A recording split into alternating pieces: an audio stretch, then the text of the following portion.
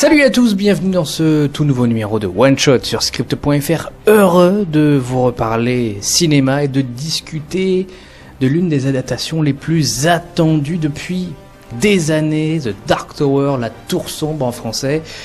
D'ailleurs, je suis très curieux de connaître le titre québécois. La tour sombre. L'édifice qui est pas très éclairé, et qu'on ne voit pas beaucoup. Et qu'on ne voit pas beaucoup, ça c'est bien vrai. On va arrêter cette imitation désastreuse. Avec moi pour parler de The Dark Tower, le plus sombre, j'ai pas réfléchi à la blague. Le plus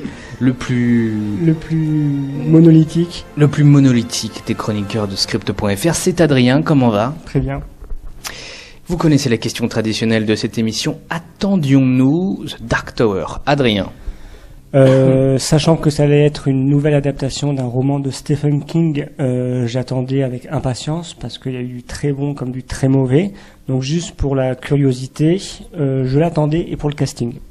T'avais déjà lu, non Alors il y a très longtemps dans ma jeunesse où j'avais des cheveux, j'avais dû lire le premier ou les deux premiers, je crois qu'il y en a 8 tomes, mais après j'en ai aucun souvenir et on va dire non.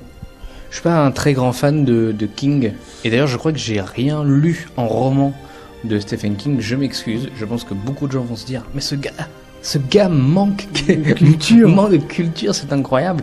Mais c'est vrai qu'en adaptation il y a eu tout, il y a eu de très bonnes choses, de très mauvaises choses, des choses qu'il a adorées, des choses qu'il a détestées. Dark Tower, j'avais lu quelques petites choses qui s'étaient faites chez Marvel, il y a eu plusieurs séries de comic books qui était pas mal, et comme toi, c'est vrai que ce qui m'a le plus motivé dans Dark Tower, c'était le cast.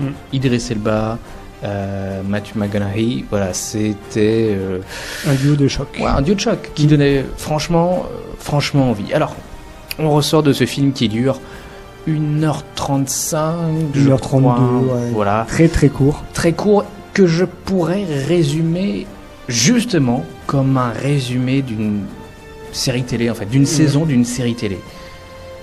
C'est pas si mal, honnêtement. Je pense que de toute façon, la meilleure façon de voir Dark Tower, c'est de ne jamais avoir lu le roman, parce que je pense que sinon vous vous effondrez. Et c'est pas si mal. Il y a des trucs sympas, mais c'est court, ça va vite. Mais oui, c'est-à-dire que commençons par le commencement, c'est-à-dire que le film, c'est vrai qu'il y a de la matière, on sent qu'il y a toute une histoire, un background sur tous les personnages, les lieux, la mythologie. Bon, admettons, voilà, disons que pour les personnes comme nous qui ne connaissons pas l'univers, on veut découvrir ce film pour essayer d'aller vers le bouquin, ça donne envie. Après, 1h32 pour 8 tomes, on se demande pourquoi, parce que dans l'ensemble, tout va très vite, tout reste une succession de séquences et on ne va pas dans le fond en fait, c'est ça qui est frustrant. Ouais, et puis même je trouve que tu résumes bien le film, c'est effectivement plein de scènes différentes. Alors sur notre planète et dans un autre monde plus westernien, on va dire, enfin westernien, quoique il y a une technologie plutôt puissante et très avancée, mais je trouve que les transitions en plus entre les scènes se font mal, quoi. Vers la fin du film, voilà, on attend un grand combat entre Idris Elba et Matthew McConaughey. Je pense qu'il doit durer montre en main moins d'1 minute. Ouais. Alors que ça devait être, même pour le personnage d'Idris Elba, ça devait être son apothéose, tu vois, c'est vraiment ce qu'il attend depuis des mois et des années. Et ça se résume trop vite et effectivement, on sent qu'il y a quelque chose derrière, très intéressant, et j'en sors un peu frustré, on dirait un teasing fait pour offrir une saga. On va y revenir, mais c'est vrai que ça fait plus penser à on appelle ça un front backdoor pour une série, où voilà, on met tout sur le tapis, on vous parle rapidement de tout ce qui va se passer, et la suite, admettons série, on va gratter les choses. Mais il n'y a même pas ça en fait à la fin, on est frustré parce que c'est une fin, bon sans spoiler, ouverte mais qui est fermée. Elle est bidon à la fin. Elle est complètement bidon. Par rapport au personnage, moi dans mes souvenirs, il me semble que l'homme en noir et puis le pistoleros, surtout pour le pistoleros, toutes ces séquences à lui étaient plutôt des flashbacks, il me semble, dans son histoire, que là, il y a quelques flashbacks, mais ils sont vite effacés avec la trame, on va dire, présente, avec l'histoire donc de ce gamin qui fait des rêves récurrents par rapport à la tour sombre, et qui va se rendre compte que ces rêves finalement ne sont pas forcément que des rêves. Donc tout le début, le premier quart d'heure du film, on est pris dans un univers esthétique, dans un fond aussi des personnages, on peut penser qu'on va s'attacher au gamin, à sa famille, au pistolero, et finalement non. C'est qu'une succession, comme je le disais tout à l'heure, de séquences, de choses sans vraiment... on n'a pas le temps d'avoir de l'empathie pour les personnages, et c'est ça qui est frustrant. Ça va trop vite, et effectivement le gamin qui est, je trouve, au départ super, un peu flippant, et on se demande même si effectivement il est pas un peu dingo dans sa tête en fait. Il lui arrive des choses, alors si vous avez lu le roman, ça vous étonnera pas, mais si vous n'avez pas lu le roman, on va pas vous spoiler, mais il lui arrive plusieurs choses. Et on se dit, mais c'est ça ta réaction, enfin, je veux dire, t'en arrives là. On s'attache pas du tout à lui. En fait, il pourrait mourir à la fin. Franchement, je m'en foutrais royalement. Tout à fait. Le scénario ne prend pas le temps de nous exposer, en fait, la psychologie des personnages. Il n'y a aucune psychologie des personnages. Ce qui est dommage, c'est qu'on a des acteurs de la trempe de Elba et puis de Matthew McConaughey qui savent partager des émotions, des ressentis à travers leur jeu. Là, on sent qu'eux-mêmes sont un peu frustrés, que tout s'enchaîne si vite. Ça fait un peu gâchis, c'est vrai. Même si je trouve qu'ils font le job. Alors, peut-être plus Idris Elba, qui, on sent être un personnage vraiment torturé. Enfin, moi, c'est un acteur que j'adore de toute manière.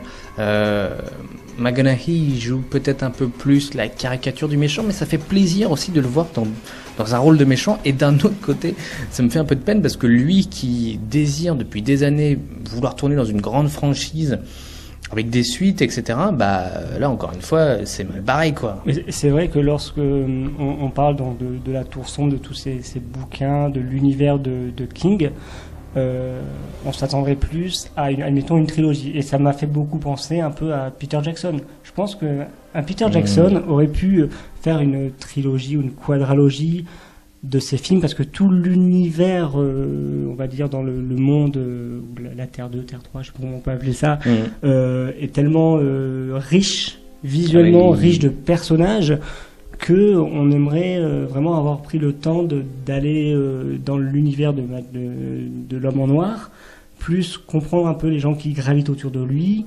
Ensuite, on revient donc sur la terre du gamin, sur notre terre.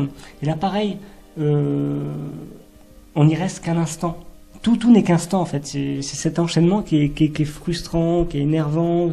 On se dit, pourquoi avoir fait ce choix mais si court? Même les scènes d'action ne prennent pas de temps, je veux dire. On n'a même pas le temps de s'installer dans les quelques scènes de flingue, ou peut-être la plus impressionnante dans ce petit village. Elle est déjà, enfin, le plus beau plan avec le gun avec la balle qui traverse je ne sais combien de dizaines et dizaines de mètres. Même ça, on le voit dans le trailer, quoi.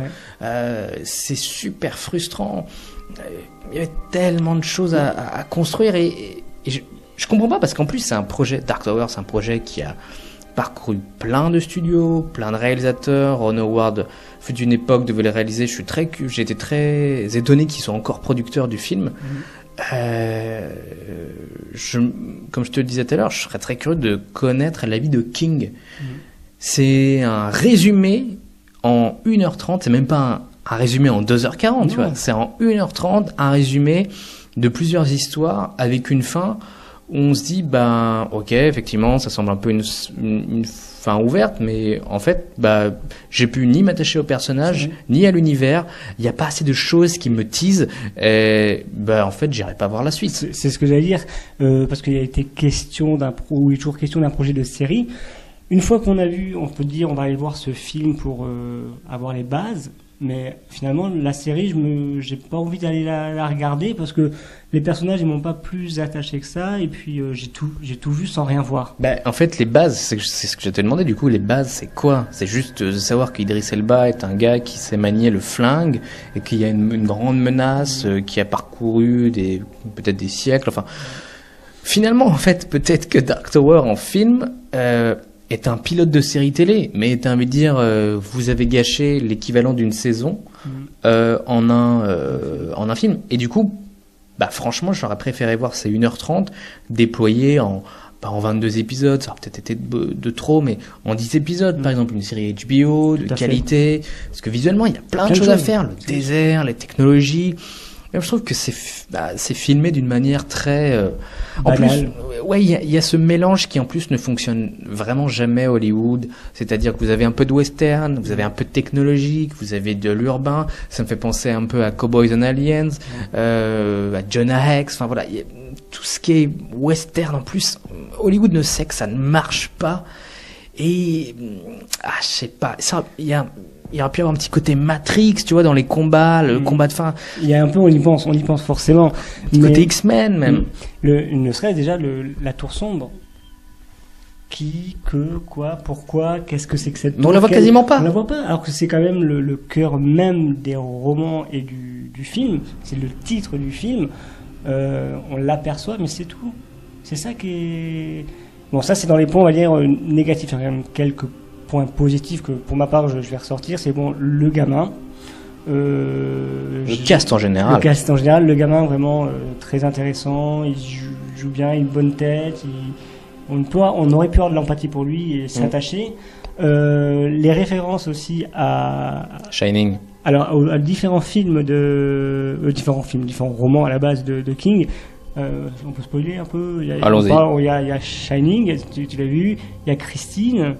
Il y a on a fait une série là, J.J. Abrams avec sur l'assassinat de Kennedy, je crois. Il me semble que c'était d'après une œuvre de King. Donc ça fait plaisir. C'est des petits clins d'œil. Mais à part ça, le casting bien sûr, les deux acteurs principaux. Même les effets spéciaux sont. La musique, il y a un thème qui était plutôt pas mal. Je m'en souviens même pas. Le thème est vraiment un peu classique, un peu. J'ai apprécié. Mais sinon, encore une fois, franchement, j'ai pas détesté le film, même si je dois avouer que parfois je me suis ennuyé, ce qui est assez curieux en 1h30. J'ai pas détesté parce que le cast vous amène quand même, et que si c'était une histoire créée de toutes pièces pour un film, voilà, on serait dit ok, ça casse pas quatre pattes à un canard, mais bon, ça se voit à la télé. Sauf que là, quand on sait, et encore une limite, effectivement. Peut-être que si vous n'avez jamais lu le roman, le film va vous donner envie de lire le roman, toute cette série, tellement vous vous en sortez un peu frustré. Et pour le coup, j'ai envie de lire les romans. Moi aussi. Et de me dire, ok, peut-être qu'on aura ça dans la série télé, ou peut-être qu'on aura ça dans une nouvelle adaptation. Après tout, Shining, il y a eu diverses adaptations, on va dire. Ouais, je sais pas, Je comprends même pas en fait qu'on puisse sortir un film en pleine période d'été avec un si beau cast, avec une si belle référence qu'est Stephen King, un best-seller qui est The Dark Tower, et proposer un film d'1h30 qui soit pas hyper captivant. J'ai du mal à comprendre comment on peut encore faire ça aujourd'hui en 2017. On dirait un film des années 90. Est-ce que c'est parce que ça a voulu être fait à la hâte? Je sais pas, après les... c'est possible. Encore une fois, c'est un film qui a tourné dans plein de boîtes, et à un moment donné, ce qui semblait être le plus intéressant pour les majors, c'était de faire la série télé. Et t'es arrivé, mais non, en fait, on va quand même faire un film. Ok, ça veut dire qu'en fait, il y aura un film, et ensuite une série télé, mais est-ce qu'il faut qu'on ait vu le film pour... Si la série télé reboot un peu l'affaire, ou ouvre d'autres voies, franchement, pourquoi pas? Encore une fois, si c'est surtout mené par Idris Elba, qui... franchement, ouais, un acteur, j'adore ce gars. Le duo, franchement, il serait plus creusé, c'est vrai qu'il y a de quoi faire. Mais là, il l'est pas, quoi. Il y a un petit côté, il peut y avoir un petit côté Sliders. Ouais, peut-être. Il y a un petit côté, oui, dans la fin, c'est comme un cheveu à soupe. On a même rigolé. Oui, bon. On est frustré. T'as rien d'autre à perdre ici, hein. Non, tout à fait. Même le dernier plan, il a chier, quoi. Ouais, il est moche. Il est ridicule. On dirait qu'ils l'ont tourné derrière le studio, quoi. Parce que je me suis même posé la question avant la fin. Je me suis dit, voyant le temps passer rapidement, je me dis, comment ils vont nous amener. Moi, dans mon esprit, c'était vraiment aller vers une série et faire une fin où on va ouvrir sur des possibilités, et plutôt esthétiquement parlant, sur le scénario. Même pas. Même pas de petites choses qui donnent envie, en fait. Moi, le dernier plan, il me donne l'impression que le projet n'a pas eu de fric, quoi. Même les combats, parce que il y a des scènes où on se dit franchement qu'on aurait aimé voir avec le pistolero de combats qu'il a vu qui sont hors champ, et finalement on nous les montre pas. On sait qu'il y a eu quelque chose en hors champ, on sait pas quoi. On voit quelques cadavres à droite à gauche et on voit juste le plan d'après. Donc on se dit ils auraient pu facilement faire un 1h50 en gardant pas mal de, à moins qu'il y a eu trop de rush et que il y aura peut-être un. Il faut savoir que semblerait-il, ce soit que Dark Tower ait été un tournage assez compliqué et plutôt catastrophique. Apparemment, après c'est des rumeurs, bon, comme du Hollywood Reporter, donc c'est un papier assez important, assez sérieux. Sony aurait à un moment donné envisagé de virer le réal en plein milieu du tournage. Ça leur aurait coûté beaucoup trop cher, donc ils l'ont pas fait. Ils ont commencé à faire des screen tests qui se sont avérés catastrophiques. Bon, qui, quoi, où, comment, ça a un petit côté fantastique fort dans la production chaotique. Je m'étonne toujours franchement, ils auraient dû repousser le film ou c'est gâché. Je trouve que c'est du gâchis. Mais c'est pas un gâchis non plus horrible, non, parce que non. C'est pas un mauvais film, quoi. On est frustré, en fait. Moi, je suis frustré. Moi, je suis assez d'accord. Ouais. Est-ce que tu conseilles quand même aux gens qui nous regardent d'aller au Cinoche voir Dark Tower? Allez le voir pour, comme tu disais si bien, pour se mettre au bouquin, mais plutôt, je pense, jetez-vous directement sur les bouquins. Le seul conseil que je peux vous donner, c'est que l'univers est tellement riche que faites les bouquins et puis le film, vous pouvez vous en passer. Si vous souhaitez voir le film, je vous conseille pas forcément d'aller le voir au cinéma, parce qu'honnêtement, visuellement, est-ce que le film est en 3D aussi? Non. En tout cas, le film, que vous le regardiez sur une bonne télévision ou sur une toile, ça changera rien. Les effets spéciaux sont pas fous, il n'y a pas une ambiance musicale ou une force dans le mixage audio, enfin voilà, il n'y a pas ça. En plus, 1h30, je pense que sur un canapé, ça se voit bien mieux. Et peut-être qu'effectivement, le film vous donnera envie de lire le roman. Même, je rebondis là-dessus, tu parles du mixage sonore, il y a des moments où il y a une sorte, on veut mettre une ambiance pesante de suspense dans le son, dans la musique, et tout d'un coup, ça va être net. Ça casse le truc. Ouais, ça ne m'a même pas marqué. Oui, c'est pour dire. C'est gênant, c'est gênant. Une curiosité, heureusement que ça, It, en anglais, sort en octobre prochain. Ouais. Et ça, je pense que ça va s'avérer être une très belle surprise et un gros succès au box-office. À part certains fans de Lego. Qui aiment les briques vertes citron. C'est très précis. On aime la précision sur script.fr. Mais je pense qu'avant de terminer, là, on en reparlera à un moment, c'est l'année de Stephen King, quoi. Mais une année en demi-teinte, pour le coup. Assez curieux de voir si vraiment ils vont faire cette série télé au final.